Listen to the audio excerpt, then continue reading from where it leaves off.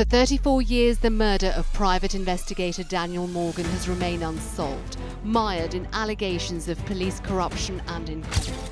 The murder of Daniel Morgan is a haunting case that has remained unsolved for over 30 years. I've had enough of them. I've had enough of British policing, to be quite honest, after 34 years of it. But the shocking truth is more sinister than anyone could have imagined. A private investigator, Daniel Morgan's job often required him to delve into the seedier side of London life. Institutional corruption, botched investigations, and police cover-ups have all played a part in keeping his killer free. In her official inquiry, Baroness Nuala O'Lone damned Scotland Yard over its failed Daniel Morgan investigations. She welcomed the Commissioner's apology, but said it wasn't enough. This isn't just about one man's death. It's a story that exposes the dark side of law enforcement. Don't miss the full story of how the truth was buried and why justice still hasn't been served. Daniel's murder in March 1987, Daniel Morgan, a father of 2 young children, was found dead in a South London car park. His body was gruesomely discovered with an axe embedded in his head. It was a shocking crime that captured the public's attention, but what followed was even more shocking. The investigation into his murder would span over 30 years, with multiple failures and controversies, but no answers.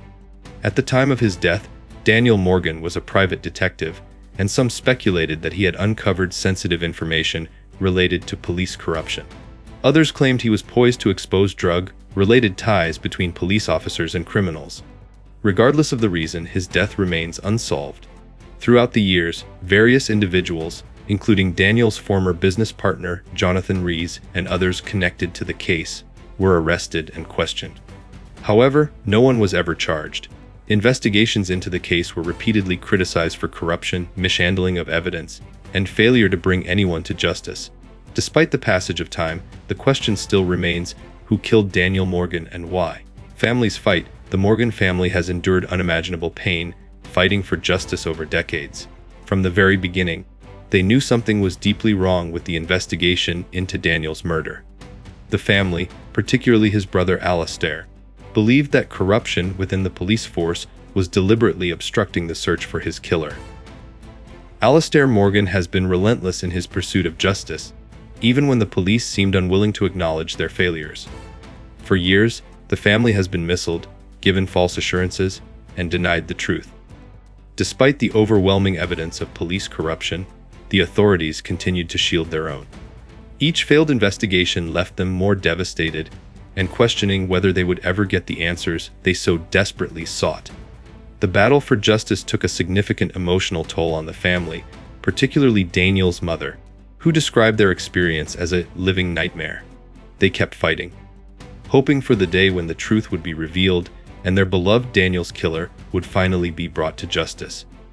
But with each passing year, the frustration grew as the system they relied on repeatedly let them down. Corruption Unveiled. The investigation into Daniel Morgan's murder is not just a story of an unsolved crime, it is one of deep-rooted police corruption that spanned decades. Today, the full extent of this corruption was revealed in a devastating 200-page report, shedding light on the systematic failures and deliberate cover-ups that plagued the case from the very beginning. The report, which cost $16 million and was years in the making, uncovered how key figures involved in the investigation had actively undermined the search for truth. Officers were accused of tipping off suspects, tampering with evidence, and even steering the investigation away from key leads. What should have been a straightforward investigation turned into a case marked by dishonesty and misconduct within the very institution that was supposed to serve justice. The corruption was so pervasive that it became institutional, affecting not just a few individuals but entire police forces and organizations. This was a failure of monumental proportions, where the pursuit of reputation and image took priority over uncovering the truth. The police did not just fail the family, they failed the entire public by allowing corruption to flourish within their ranks for so long. Failed investigations. The investigation into Daniel Morgan's murder was plagued by a series of failures, each one more damaging than the last.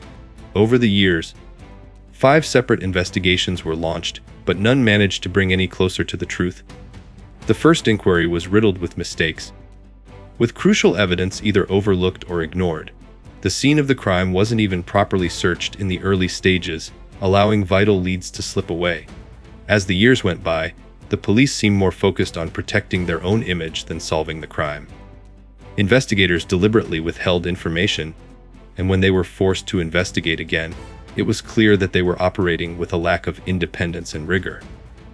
Hampshire Police, brought in to oversee one of the later investigations, was criticized for its lack of thoroughness, failing to break the cycle of corruption that had tainted the earlier inquiries. By the time a senior officer, Dave Cook, announced another re-investigation, it became apparent that even this effort was flawed.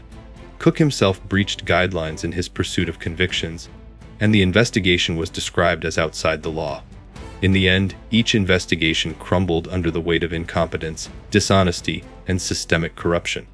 The failure to bring Daniel's killer to justice highlighted not just poor police work, but a deep, institutional problem that continues to haunt the case. Police accountability, the failure to bring Daniel Morgan's killer to justice, is not just about one crime. It's about the lack of accountability within the police force. Over the decades, the authorities repeatedly protected their own rather than acknowledging their mistakes and seeking the truth. The police had every opportunity to address the systemic corruption within their ranks, but instead, they chose to shield their image and maintain the status quo. When the public demanded answers, the police repeatedly misled both the family and the public. They offered false assurances that the case was being handled properly, while behind the scenes, the investigation was falling apart. The cover-up wasn't just about failing to solve a murder. It was about protecting the reputation of the Metropolitan Police and other involved agencies. The report revealed a pattern of corporate dishonesty that spans years, with senior officers failing to confront corruption within their own ranks. The repeated denial of mistakes and the refusal to hold anyone accountable only deepened the family's anguish. It also raised critical questions about the police's ability to police themselves. The ongoing denial and lack of transparency show that true accountability remains an elusive goal within some parts of the police force. The report's impact, the publication of the first 200-page report on Daniel Morgan's murder, marks a turning point in the long fight for justice. The report is a damning indictment of British policing, revealing systemic corruption, multiple failures, and a deep reluctance to confront the truth. For the Morgan family, it's a bittersweet moment. After decades of fighting, their worst fears have been confirmed. Corruption within the police force played a significant role in preventing justice.